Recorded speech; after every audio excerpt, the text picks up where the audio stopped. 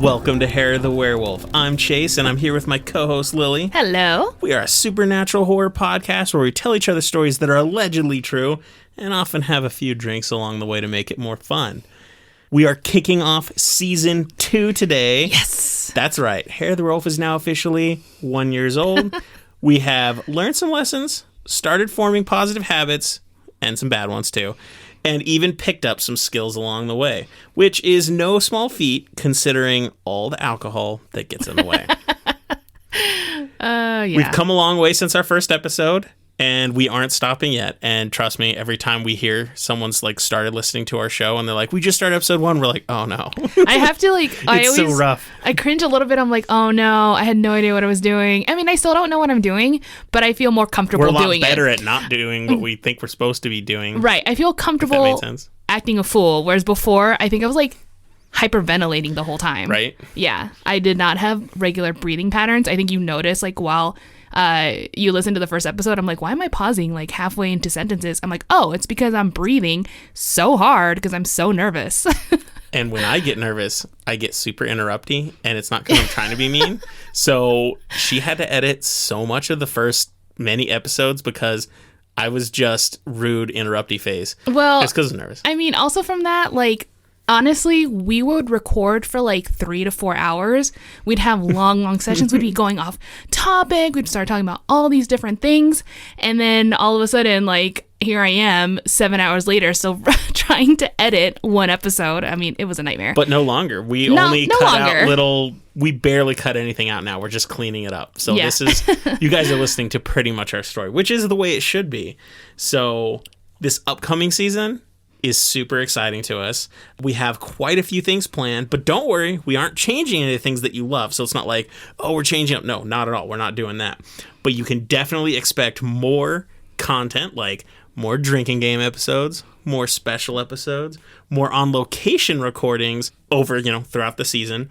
And we also have other additional content planned and other exciting things, but we're not going to announce them until they're ready to go. Yeah, definitely. We find sometimes if we announce something too early, we don't realize how long it's going to take. So from now on, we're only going to announce those things when they're ready to go. Yeah, we get really excited thinking oh yeah, this is totally easy. And then, 2 weeks later, we're like, what have we done? Yeah, forgetting how much work the actual podcast takes. And it's where's all this infinite time we don't have? Yeah, what happened? I don't know. I mean, because we have to have time to research, time to record, time for the hangover, all of it. All of it is part of the process, for sure.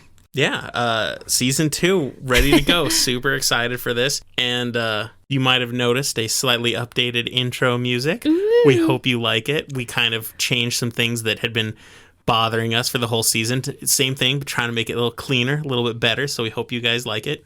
And I think maybe we should get rolling into your story. I think so, too. I will mention real quick, I am drinking a beer this time. Oh, that's true. I'm having the Guinness Nitro Cold Brew Coffee. Which is actually really amazing. It's actually really good. I really like it. I am not drinking today. No, in fact, you are not drinking all month. I'm doing No Drink November. Yay! So I'm on, water, all kinds of water, carbonated water, cold water, warm water. All the waters. The water that comes out of the shower head if I'm really thirsty, I guess. Ooh. All water. So I'm on water, but Lily will be carrying the torch for this month. Yeah, don't worry, guys. I'm here for you. So wish me luck on my weight loss journey. And hope you guys get to party like Lily. There you go. All right, here we go. So my story for today is the Newsham Park Hospital.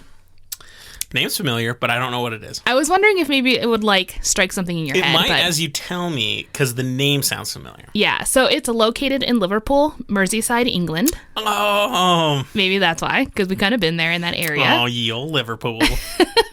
The weirdest name for us. For the citizens, what is it? They're Liverpudlians? Yeah, super weird. But I mean, kind of cute. The building was originally built in 1869. They should just call themselves Puddles.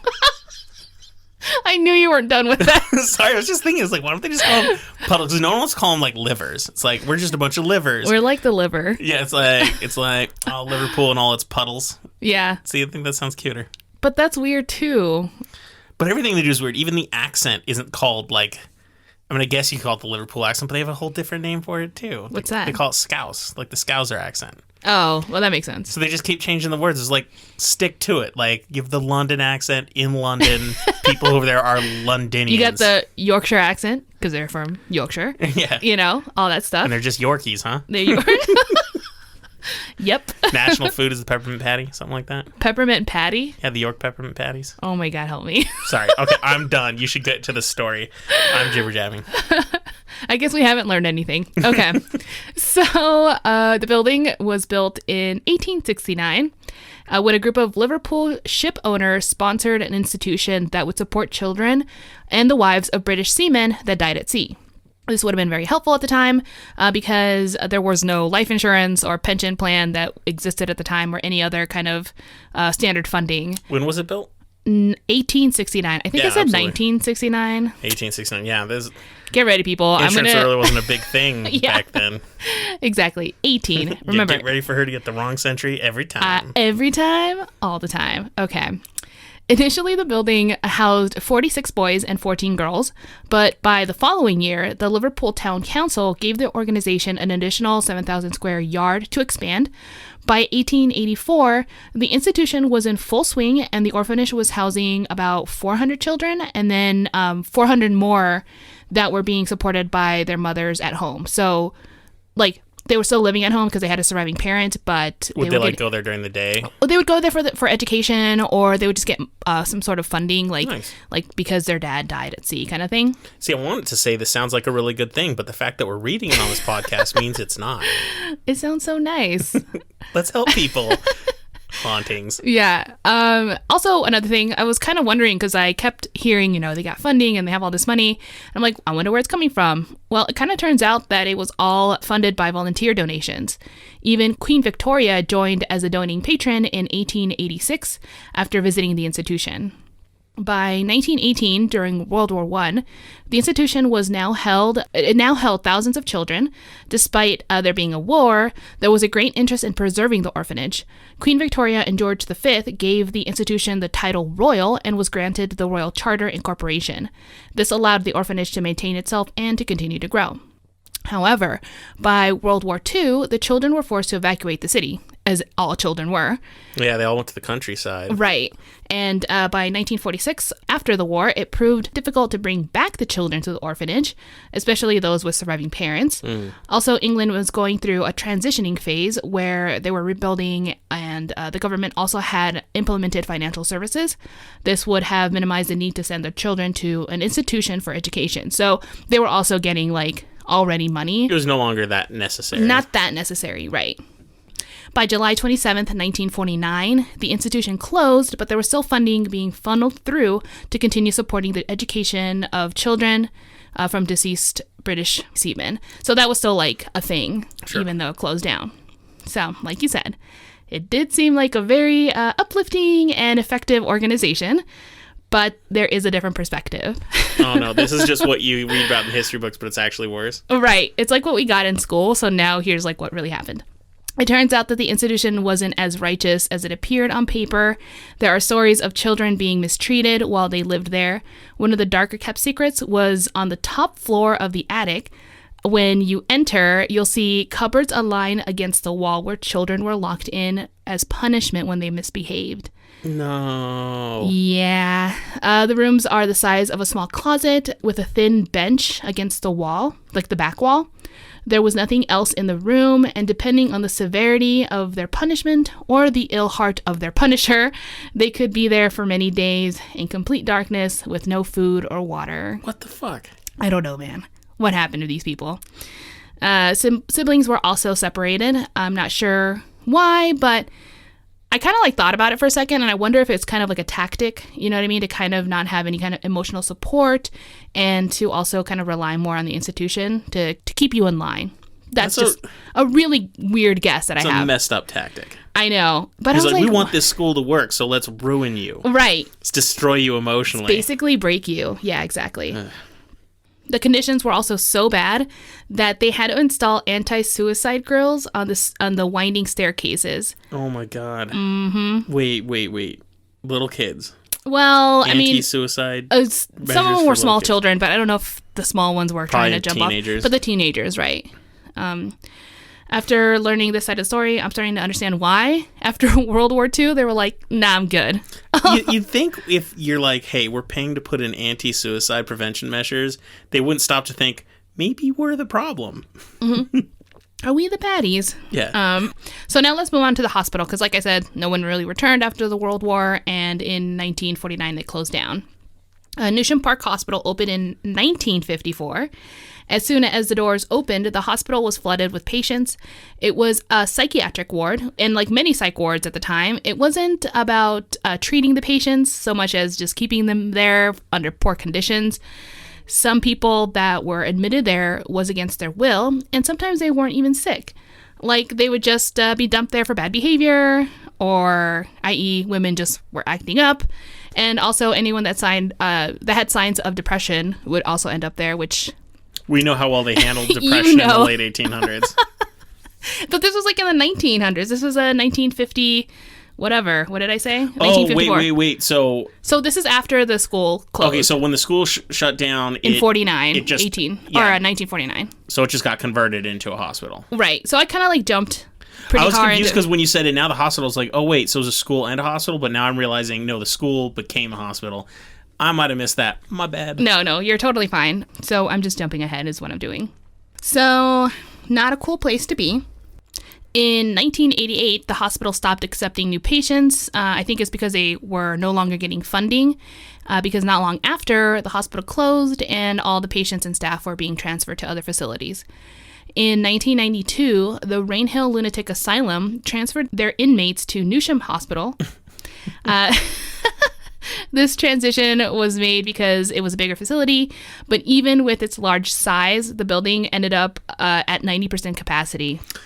Okay, so usually we hear about things that used to be insane asylums but have been like converted to something nice and new now. Right. Like it's a hotel now, or it becomes a school.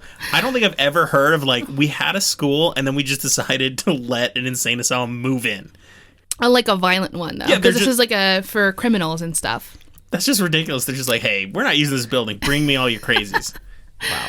It even housed some of Britain's most infamous killers, like Ian Brady. I guess he's a big one out there, who was a serial killer between 1963 and 1965.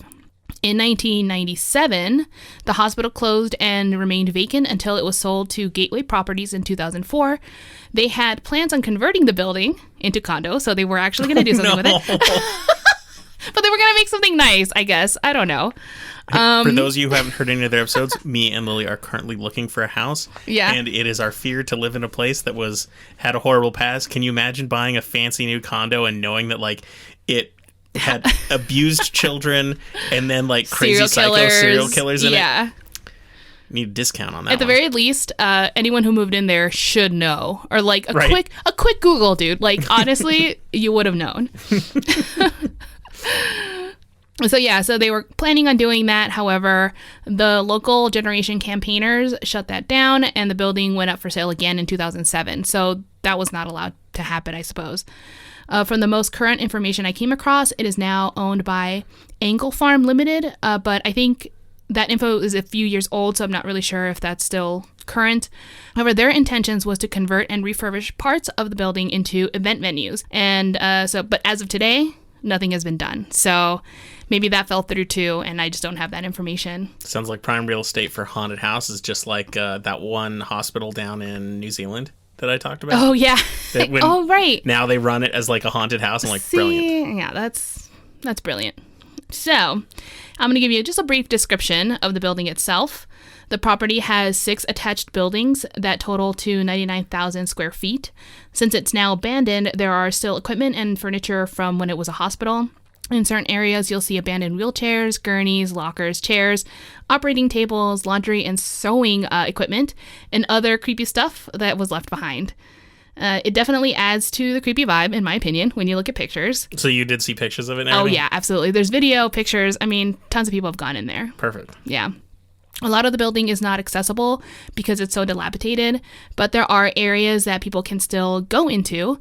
In fact, there are haunted tours year-round. Nice. Yeah, I know. So excited when I heard that. We missed that while we were I out know. there. It was only like an hour away from the entire area that we were hanging out in. So I was like super bummed. We'll be back. I mean, yeah, sure. It'll be easy. I'll go into the tour haunting stuff a little later. But for the outside of the building, all you have to do is envision an old, large 1800s British building with brick walls, multiple pitch roof sections, and a fancy boarding school vibe to it, and that's basically your building right there.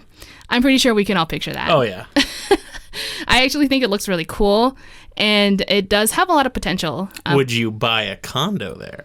Is it that cool? Maybe not in the attic. Not that part. The inside, however, is still like, woof. It looks ugly as hell. So here are some few recorded deaths that I was able to find.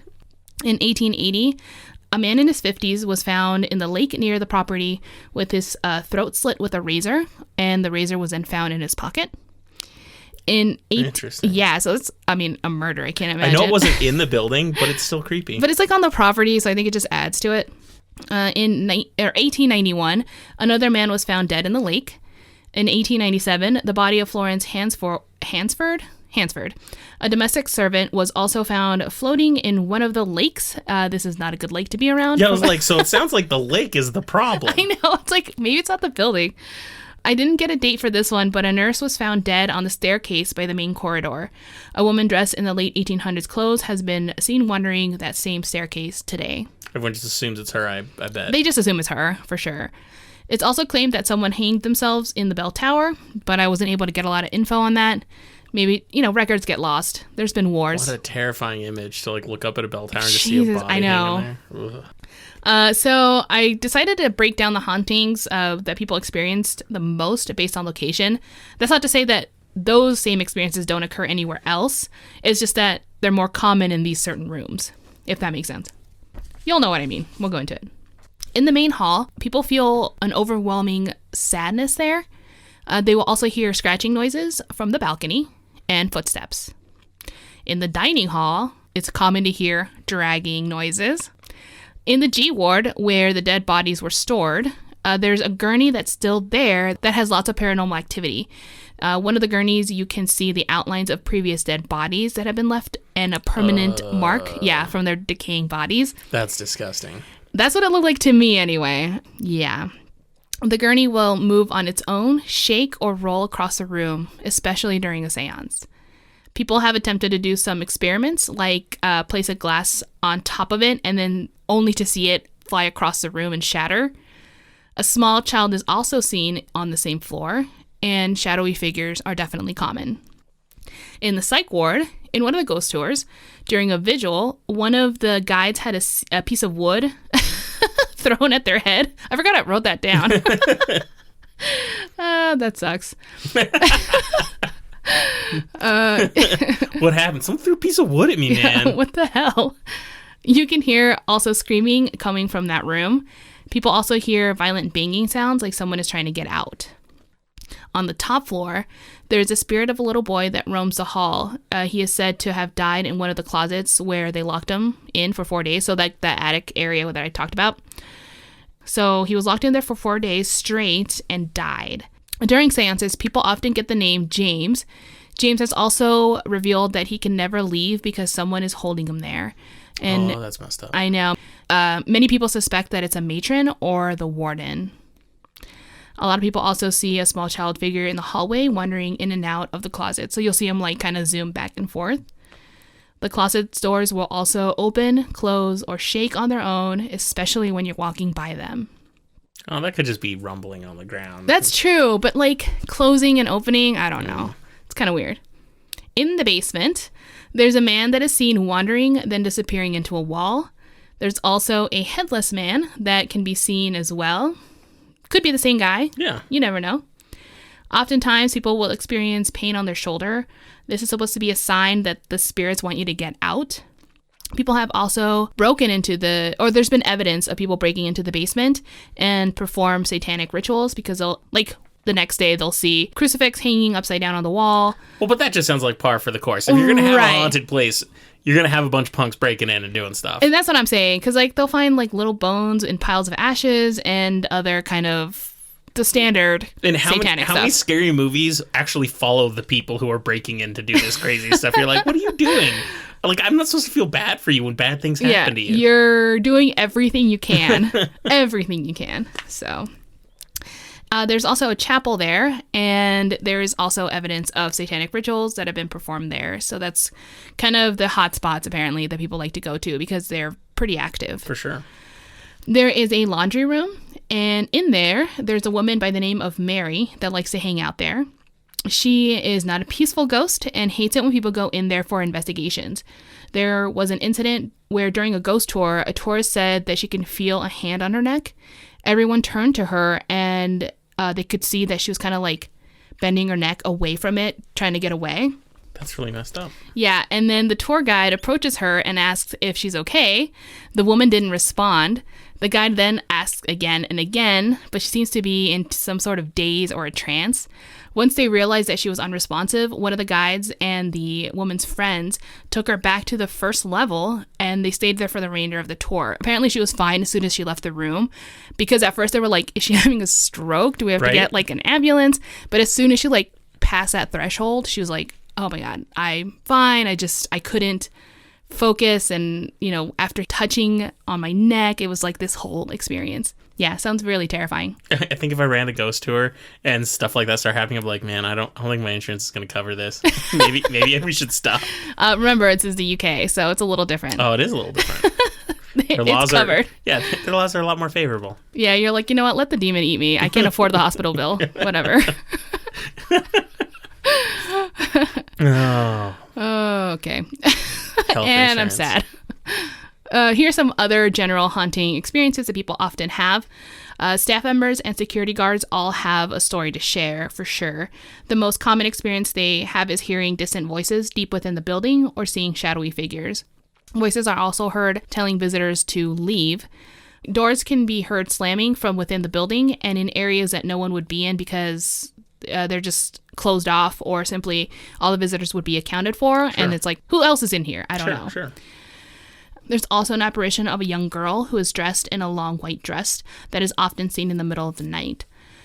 Hearing growls next to your ear is common. Feeling a breath on the neck when there's no one there. Getting pushed. Feeling like someone is touching your hair or even getting pulled. I'd be like, no. Can you not? Can you freaking not? And there are also, of course, orbs captured on camera that can also be seen by the naked eye that a lot of people say they see. Oh, no. See? Season 2 starting and we're already got the orbs coming in here. Already got the orbs. Motherfucking orbs. Like I briefly mentioned before, the building is open to ghost hunters for both private and public investigations and tours. During one investigation, they were doing a visual when suddenly rocks and nails were being thrown at them. Another time they heard... I know, I'm like, wait, this is really common, I guess. Another time they heard and saw furniture moving violently around them. So it's apparently common enough where if you're invoking or like trying to talk to them, they're pretty responsive, which is really interesting. So has any of those like ghost hunter shows gone there? So the only one I found was this show called, oh gosh, what was it called? I think I wrote it down somewhere. Let me see. Paranormal Lockdown UK. Oh, okay. Yeah, I didn't see that. Kudos to them being a show about ghosts that doesn't have the word ghost in the title. That's awesome.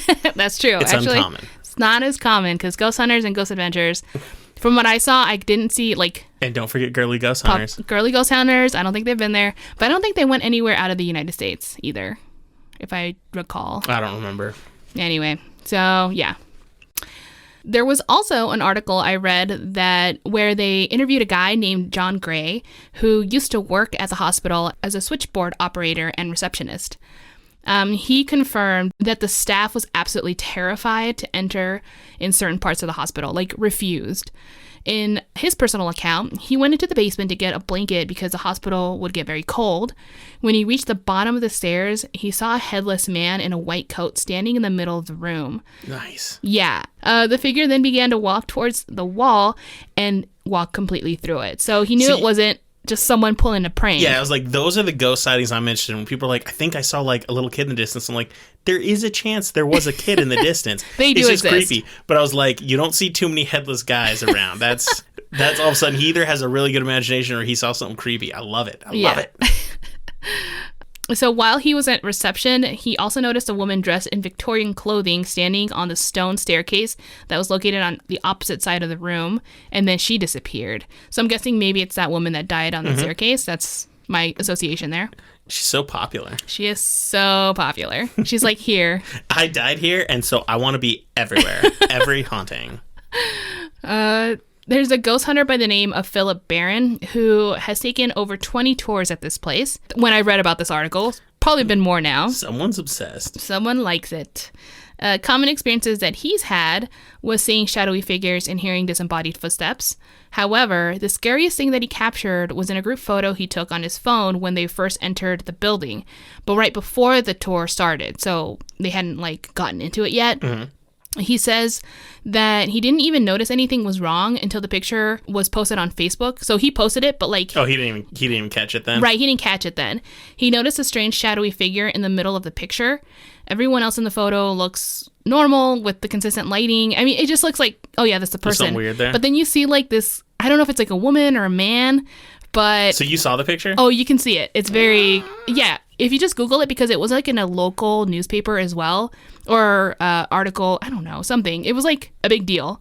And so now if you Google it, it's very easy to find. You have to show me after this. I will. I don't think we can use it on Instagram because if it belongs to him, I'm pretty sure that's... Yeah, I guess so. Property problem. I mean, it's everywhere, but whatever. So there is a ghost hunting company called the Dusk Till Dawn event that hosts paranormal investigations and tours every weekend, like I said. I went to their website, and it seems like they really put on a really good show. Nice. Directly from the website, they say, vigils and seances with the Dusk Till Dawn event team will work alongside... Whoa. Wait a minute. So it's not just tours. They do seances? Uh-huh. That's not a tour. That's like... It's like an overnight thing. Oh, no. Absolutely. I'm not doing that. Not even close. Why not? I don't need to be anywhere near a seance. Fine, I'm taking someone with me. I like how you're judging me, but you won't even play a Ouija board with me. Hold on. I never said I wasn't going to watch. I'm just not going to participate.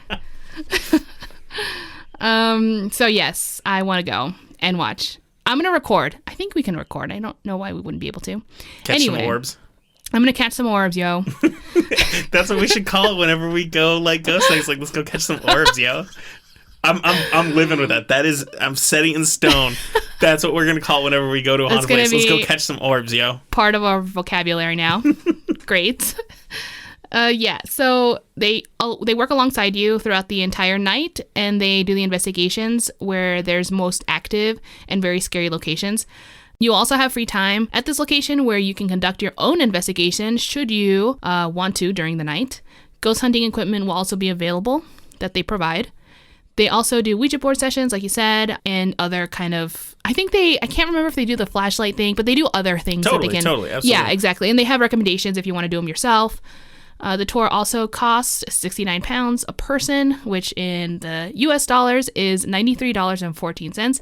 That's not actually that bad for an overnight thing. No. You know? Even a really well-done tour you anticipate to cost a decent penny. I mean, if you see like a $10 ghost tour, you're probably going to get a $10 ghost tour. But I mean, like, $90 for like a big old thing, especially overnight, like you said, I anticipate at first I was like, oof. But then I remembered all the things that they provide and stuff like that. So it seems pretty reasonable to me. Absolutely. I did actually watch tour guides being interviewed by the Guide to Liverpool channel on YouTube. Or I don't know if it's like just a channel on YouTube, but I saw it on YouTube. And they said that in their most recent tours, one of their guests were pushed into a doorway and another kept feeling like their clothes were being pulled.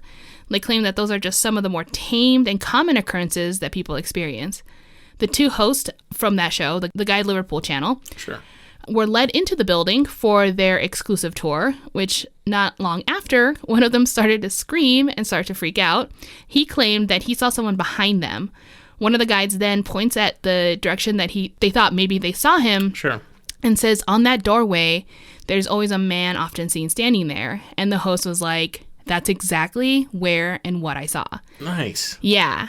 I definitely recommend seeing this video. It was really entertaining. The main host even comments that when he went on the tour, or like when he thought he was going to do it, he thought, yeah, we're going to just have a laugh. I'm going to mess around. It's going to be really fun. But then later on in the tour, he admits how completely terrified he is. And you can tell like he's doing everything he can to keep his shit straight. Like He can't even conduct a proper interview. It's pretty funny. Towards the end of the video, the host asks the tour guide, is there any chance that a spirit can latch onto you and go home with you? So if I go to the pub after this, there wouldn't be someone with me from the 60s. Then the guide responds, who is awesome, by the way, says, it's rare. You're more likely to drink the top shelf spirit than connecting with one. Oh, that's a good line. I know. I thought that was cool. I feel like there's a cool podcast name in there somewhere, probably. During their tour, they also heard a door jiggle, saw apparitions, so we saw that man, like I mentioned, feel cold spots at different points, and one of them even started to get a headache, so got physically affected. And as it turns out, that is also something very common to experience. Like in general or there? There, during a tour, yeah. I haven't heard headaches before. Headaches, feeling dizzy, I've heard that, yeah. Oh, okay. So because of that, actually, the tour guides did mention that they do carry water and snacks on them at all times for that very reason. And also they have like kind of somewhat of an exit plan. Like they know where to bring people that are just being severely affected by the whole scenario or just too scared. And they have like kind of a safe spot. They're like, okay, let's bring them back, and they can hang out there with another tour guide to like help them out and stuff like that. So they really have their shit together. I like how that's their reason. They're like, oh, just in case bad thing, like paranormal experiences, we got to have snacks with us. It's like almost everyone we know that carries snacks with us, it's because they're moms. They're like, I have to have snacks with me for the kid, for me. Like they get it. There's like, no hauntings involved at all. Just to shut them up. It's like, here, have a Snickers. here's a granola bar for your snack. You just imagine, Mom, I think I'm being possessed. Fine. Here's some gummy bears. Here's Leave me alone. Some candy, whatever.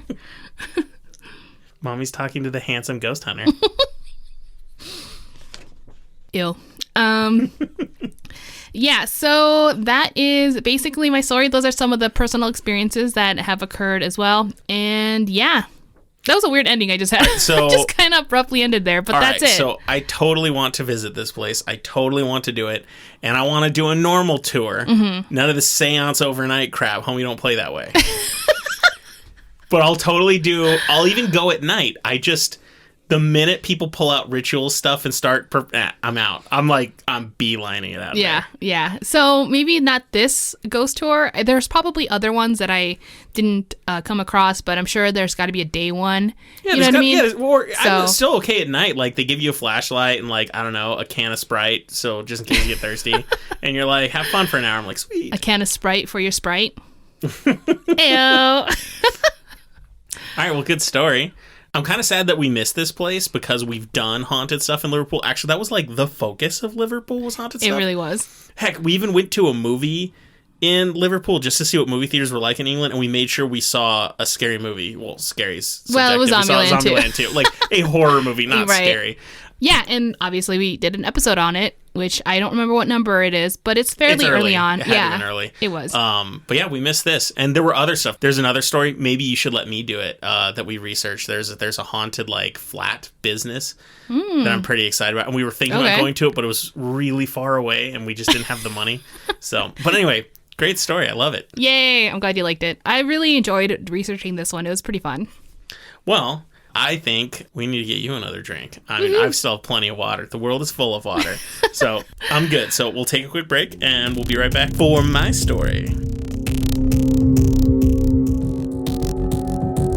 Okay, guys, we're back, and I hope you guys have your drink or your coffee or just your attention because it is now Chase's turn. Or your gummy bears.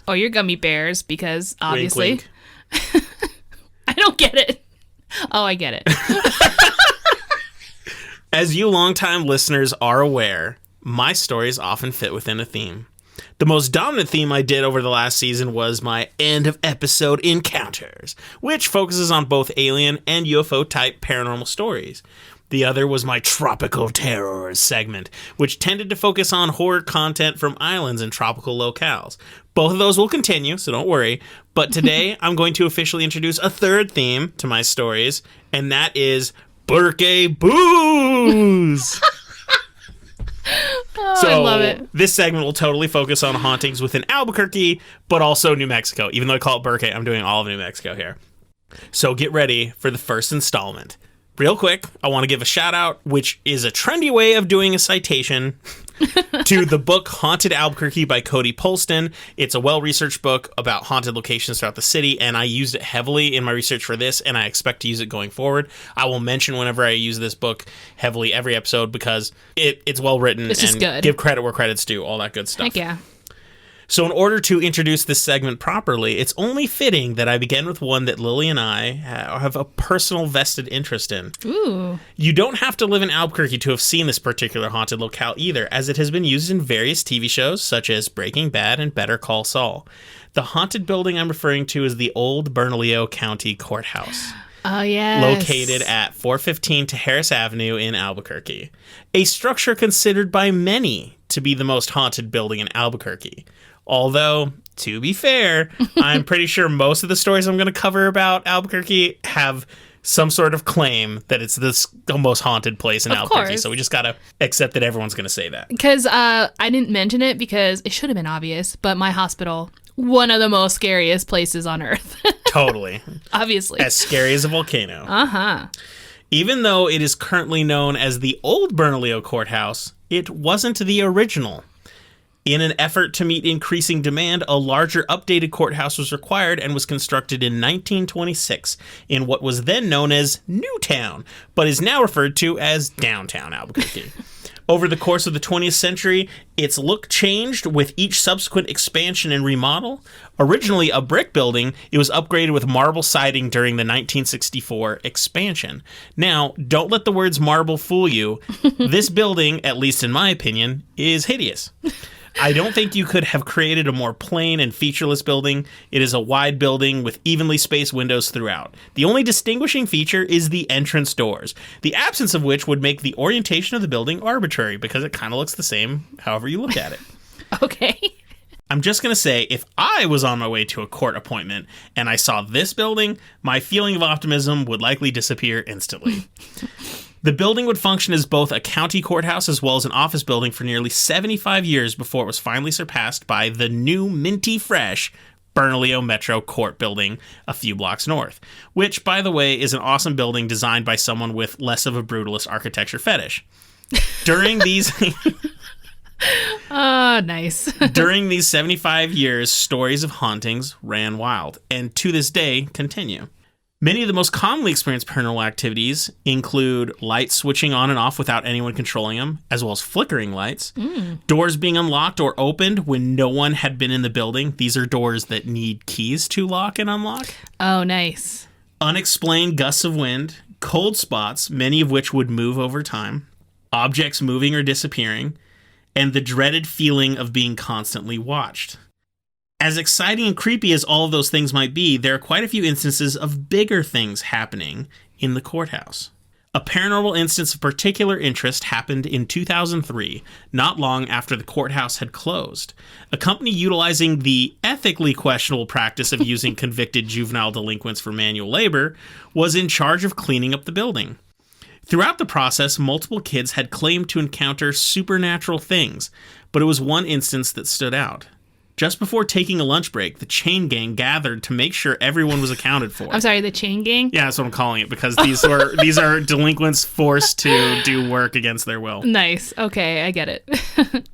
It was at this moment that a large and terrifying sound captured all of their attention. Down the hall, a large book had hit the ground and slid out into the hallway, spinning around in circles. Everyone who was supposed to be in the building was in that room, and an immediate inspection of the area proved that no one else was around. The book didn't haphazardly fall off a shelf. After hitting the ground, it slid all the way into a hallway with considerable force, and the spinning also adds a level of unnaturalness to the event. To make matters even worse, witnesses claimed that a substantial cold patch of air formed around the vicinity of the book. Ooh. The book itself was rather old, having been published in the 1920s. According to the book, it was quite a while before someone was willing to touch it. I wish I knew who finally said, screw it, we got to get this book up. I want to know. I just want to know. So, what was the book about? It was a law book. Oh, just a law book? Yeah. Okay. It is also worth noting that at least 2 people died in this building, both allegedly from heart attacks, one of which was in the basement. Most of the hauntings within the courthouse have a tendency to occur in the basement area. You know how much I love basements, so this just makes sense to me. One of the more well-known of these hauntings is the regular appearance of a benign apparition on the western end of the basement hallways. The ghost appears to be that of a little girl with blonde hair and pigtails. The apparition appears to be non-violent or intrusive, and I only found one story in which the ghost interacted with people, and I'll get to that in a little bit. I also couldn't tell if the girl looked ethereal like a ghost or had the appearance of a tangible person, but either way, I can say that seeing a little girl in the basement of any building where they shouldn't be, let alone near jail cells, which, by the way, the basement was full of all the jail cells, would be a rather alarming event. I just don't know what she would be doing down there. And also, my instinct when you said that was like, it's got to be like maybe demonic, but you didn't say it was violent. Yeah, see. Because they tend to... You know, you always hear, demons sometimes, like, disguise themselves as innocents and stuff like that, so. That was my first inclination. Said there's only 2 reasons this girl would be here. She died here, or it's a demonic, like, it's fooling. Right.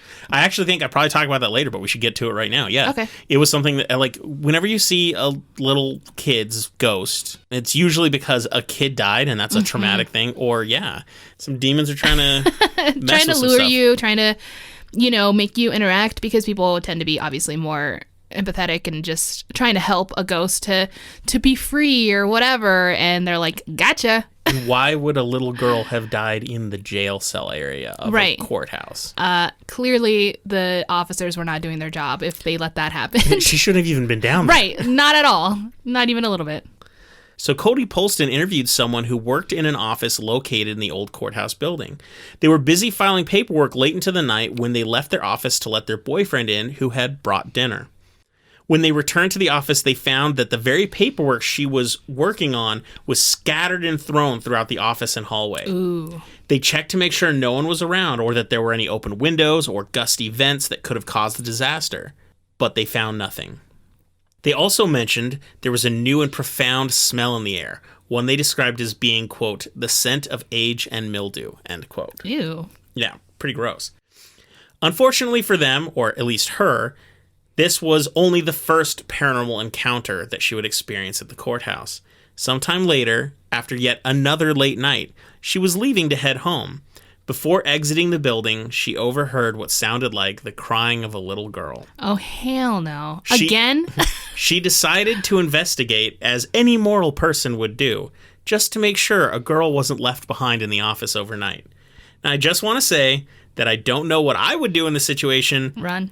If I was in the building late at night that should have been otherwise empty, and I hear a little girl crying, I think my first reaction would be fear. Like, seriously. Oh, God, yeah. I mean... I think what I would do, since she was on her way out, right? Like, she was by the door. Yeah, she was leaving. Okay, I'd be at the door and be like, hey, baby. Hey, baby. Go home, baby. Go home, baby. So, I mean, seriously, what are you assuming when you hear this? The building's supposed to be empty. You're like, is there really a terrible parent who left their kid here late at night and didn't realize it and didn't come back and get him? Or something else is happening? It's definitely something else. But this woman here that we're talking about, the one who was interviewed, she apparently has nerves of steel because she decided, I'm going to go try to find this girl. Nice. Yeah. Way to go. She totally should write horror movies because, she's the main character. She is definitely the main character. As she followed the sound of the cries through the hallway, it brought her to a stairwell on one end of the building. The cries were coming from down below.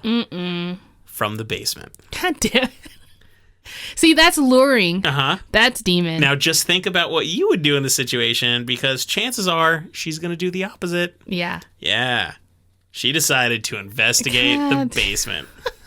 What child would even go into a basement? That's just what I'm saying. Like, even if it was left there, a basement really isn't an instinct. All you do is scream, hey, baby, come up the stairs. The exit's up here. You come here. I got some candy. Yeah. Up here. Get out of the creepy basement. Right. Baby. Anything. Baby. When she arrived in the basement, the lights were all off. Of course they were. As soon as she began walking around the basement, and I can only assume she turned on some lights while doing it, right, she could no longer hear the crying. She continued looking around until she was overcome with the sensation that someone was right near her. Ew. See? Yeah. She turned around only to find a small blonde girl standing there. Oh my God, so she actually saw... Okay. The little girl's mouth appeared to be moving like she was talking. Only no sounds were being made. Oh my God. When our brave worker took a step towards the little girl vanished into thin air. Okay. The interview doesn't detail what happens next, only that the worker felt an overwhelming sense of sadness. I'm assuming that's because the interviewee didn't want to say, I ran the fuck out of the building. She's like, I might have shat my pants. But she might not have. She might have been like, because she's so brave. You're like, little girl, come reform in front of me. I'll take you out of here or something. Maybe. I mean... Sounds a little demonic to me. It sounds... But the fact that she didn't feel scared and more sad, that throws me off. I don't know. Apparently, in the weeks that followed, she would begin to see the same girl's face appear in various windows throughout the building. Okay. Calm down. She described it as an extremely emotionally troubling thing, and she also claims that she eventually quit, in large part because of these occurrences. Oh, really? So she was no longer, like, having it? Okay. I don't know how long. I didn't get a time frame for, like, was she still there for a couple more months, or was this happening every day? The interview didn't have all the stuff. Maybe he asked those questions, but he didn't get good answers. I'm not sure. Right. Although the basement seems to be the most active area, many of these stories imply that the entire building is haunted. A recent interview with Tom Ruiz, who was a court administrator and worked at that old courthouse for 25 years, mentioned in an interview with KRQE that he believed the entire fourth floor of the courthouse was haunted. Oh, wow. Okay. Fourth floor. Like, he said the whole thing. I mean, 25 years, he had to have heard it all. Absolutely. You know? And I was having trouble. I couldn't find anything about the fourth floor specifically, but I'd like to point out, as this guy, even though he's retired, a professional who worked in the courthouse for 25 years, you don't say the fourth floor is haunted lightly. Like, if you say that on news, this is the TV news station, that maybe there's some sort of level of credibility to at least stories. Yeah, I agree. So I think this guy's like, yeah, fourth floor is haunted. For sure. So growing up, I had seen this building many times, but since I had little exposure to legal matters at such a young age, I didn't even know it was a courthouse. It doesn't look like a courthouse. It looks like an ugly square. It just looks like a building, like a boring building, yeah. Now, if you remember, I mentioned that Lily and I had a personal interest in this building. Well, that's because Lily and I actually visited it personally. Yay. Which might not seem like a big deal, except we got to visit it late at night. And when we did, we went into the basement. We did. With flashlights. Also, they did not turn on the lights down there. Nope. It was pitch black, and yeah, we had flashlights. That's the only way we could see things. Like pitch black. Yeah. So we were pretty lucky to have that experience, as that structure really isn't open to the public. It hasn't been since it closed down. Yeah. Especially the basement. So there's apparently over the last 20 years, there have been offices that have functioned in the top, but the basement's pretty much been closed off. You don't need jail cells active in a non-courthouse. Right. So we were able to go into the basement. Now, this wasn't urban exploration or anything illegal like that. We had permission as we were part of a small group doing a ghost tour. I can't remember the specifics of how we got the tickets, but it was a trolley ride ghost tour that took us to 4 different locations throughout Albuquerque's downtown and Old Town area. Mm-hmm. We might talk about some of the other locations in future episodes, so I'm not going to mention them just yet, but the final location was the old courthouse. This is when I actually found out it was the old courthouse. I had no idea. Yeah. Now, I'm not going to lie that I was pretty underwhelmed for the most part of the tour, but this location was quite different. When we entered the basement, I was hit with a strong sense of sadness.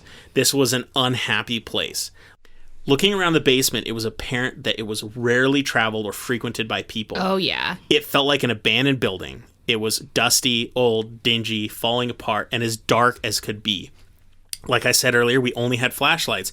So if you went away from the group, you were enveloped in darkness. You were very much alone. And it was so easy because this was kind of like a winding corridor, small areas. This wasn't a big open area. I don't know. It was really hard for me to get a real detailed layout because everything was so dark. Yep. And anything I can't that remember it specifically, yeah. I can't remember it, but I just, I would turn a corner and there were just more jail cell spots and then hallways. Or hallways. And I'm like, where am I? I don't even know. It smelled stale and stuffy down there. It was terrible. Yeah. And we were able to wander a considerable portion of the basement. We went into several of the various jail cells that they had, as well as to go through several of the long corridors. The moment that had the most profound effect on me personally was this one long hallway that went away from the jail cells. Initially, it was a square concrete corridor with all the pipes and wires that one would expect. Mm-hmm. But when we reached the end of the corridor, there was an area we had to crawl over to reach another long hallway kind of room area. The walls were incomplete here and the concrete unfinished. Much of this room, the walls were dirt and bedrock. Yeah. And there was bags and stuff stored there. It was very weird and it was pitch black. It was like we were in an excavation site. Yeah, it really did. Yeah. Now, this area felt super uncomfortable to me, and this is when I got really, really, really nervous. Because when I was there, I was like, it wasn't like we weren't supposed to be there because we were allowed. Right. It was like, no, this place is not cool. And I got very uncomfortable, and it felt unsafe. We didn't continue further. There were doors at the distance, and I can't remember if the people running the tour said, no, we're not going any further, or if people just decided to leave. To turn around. I don't remember. I honestly think we were just turning around because the people that went that far, they kind of flashed their lights, and so did we, and then just turned around. I don't know why. I was kind of freaking out then, so I don't remember. So I'm glad you kind of remember it. Yeah. When we returned to the main section of the basement, that's when we went into a different hallway, a smaller corridor that had a lot of different doors on it. Mm-hmm. And that is where you had a profound experience. So I think you should tell them what happened to you there. I think it was just something really strange. I don't know if it was like profound, but it was the most freaked I'd seen you in a long time. Yeah, well, because I couldn't. Okay, so here's what happened. So we went into one of the rooms, and as the freaking tour guide was saying, this spot tends to be most haunted, which again, he's said that like 100 times already in different parts of the building and also in the tour previous. And I'm like, oh, sure. So I go in there, and all of a sudden I feel like this overwhelming sense of like dizziness. And I'm like... Didn't you get cold too? No, I didn't get cold. Okay. I just felt like... I just made that up. You know how when you get dizzy and you kind of start feeling your head tilting backwards, Yep. You're like, it's going to happen, I'm going to pass out. I was like, oh, F. So I stepped back and I felt like I couldn't catch my breath. I was like, holy cow, what's going on? And then the tour guide said, so if you guys feel anything, let us know. And I'm like, no, I'm not going to say anything. You haven't earned my response. Well, I think I'm like in denial. I'm like, I don't know what happened. That was not an experience. And so anyway, that's just all that happened. And I remember you asking, you're like, are you okay? Because I guess you can really see it in my face. Yeah, absolutely. Your face was white. That's very hard to do considering I'm brown. Yeah, it was super pale.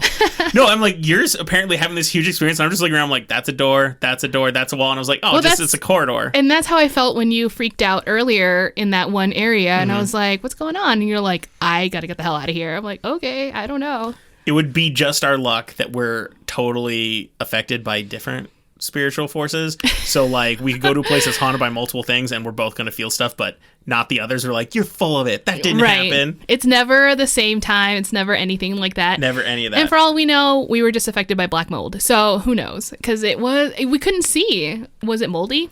I don't know. Yeah, you couldn't tell. Everything looked black. Yeah. So that was our it wasn't urban exploration, but that was one of our first haunted exploration stories. Yeah. It was an awesome experience though, and I think I'm down for seeing more haunted places late at night with flashlights, but no seances. Okay. But I also have to admit that it was made doable by the fact that there was a small group of people with us. And so kind of having other people around made it helpful, because I think if it was just you and me would be able to hype our fear up just enough that we would just scare ourselves to death. But like having a small group really helped, like at least 4 people, and you don't split up. Oh yeah, I'm not gonna lie. Like I think it was just us. I feel like, fortunately for us, since we don't experience things at the same time, or we never have, or whatever, and even me, I don't even have them as often as you do. I think I could keep control, but if something happened to me... You need someone to get your back? Yeah, I have a feeling you're going to be like... You faint and I have to drag your like, possessed ass out of there? Yep, you're going to have to do that, because I don't know what to do. Drink the ghosts away. Drink the ghosts away. All right. In the summer of 2020, the old courthouse building was finally sold for a paltry $647,500. That's just over $500,000. Yeah. There are a lot of houses in Albuquerque selling for that much money. Oh, yeah. This is in the center of downtown, and it's a massive building.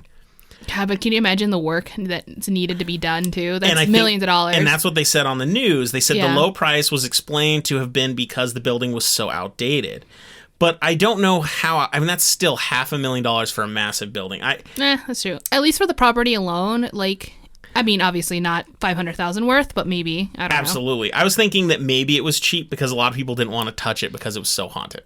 But it could also just be it's just too much work and people don't want to deal with it. Because, I mean, construction is always expensive, but construction in the middle of downtown, it's got to be more expensive because you have to do more things to get around it. Oh, yeah, for sure. So that could be it. It could be we'll sell it cheap because we know you're going to be spending a lot more money elsewhere. Let's just live there. But since the building is in need of updates and repairs, I'm not sure if they're going to just renovate it or level it and build a new structure. Chances are if they renovate it, the hauntings will remain. But as we had a conversation the other day, if they build a brand new building, the hauntings might be there too, because you can't just get rid of a building. Can't get rid of the ghost usually. Depends on what's there. But sometimes, well, we've talked about this before. There are ghosts that are attached to the space, and then there's ghosts that are attached to the object. So if the jail cells are removed, maybe they follow them, or they just, I don't know, are released. Maybe. Absolutely. Who knows? So whatever they do, I'm preferring that they build a brand new big building there because I love giant buildings and Albuquerque needs more of them. So I think we should just do that. Even if it's haunted. All right. Even if it's haunted. Even if it's haunted. So that's it for the first installment of Birthday Booze. I'm really liking your intro and outro. Yeah. I know they should be sound clips, but it's funnier when I do them with my own voice. I like watching it more too. Because I'm very animated while I do it. I look like I'm struggling with my own voice. It's awesome. Yeah, but I like the hand movements too. It's good. So I think that brings our episode to a close. And if you have any comments, questions, or personal scary stories you want to share, drop us a line at hotwpodcast@gmail.com or through any of our social media accounts. As always, we post episodes every weekend. Should be on Saturday usually. And you can find us on all standard podcasting platforms. We are super excited for this upcoming season, and we have lots of new things planned. So keep listening to find out more as it comes to fruition, as I said earlier. Yay. We're going to keep drinking, and we hope you do too, or at least when you can responsibly. Mine's going to be water, so that's always responsible.